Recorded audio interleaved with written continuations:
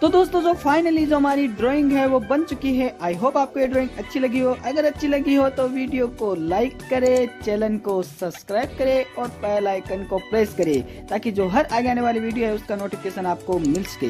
तो देखिए दोस्तों, हमने नॉर्मल डॉम्स कलर पेंसिल की सहायता से इस ड्राइंग को बनाया है। आई होप आपको ये वीडियो अच्छा लगा हो। Thanks for watching.